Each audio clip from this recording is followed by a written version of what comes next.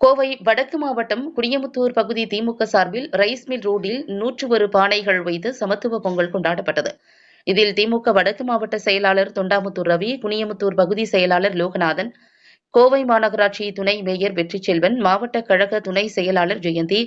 மாவட்ட மகளிரணி அமைப்பாளர் ரதி மனோகர், மாவட்ட மகளிரணி தொண்டரணி அமைப்பாளர் ரங்கநாயகி, தனம், மாவட்ட பிரதிநிதிகள் மாதவன், ஏ.பி. ராஜா,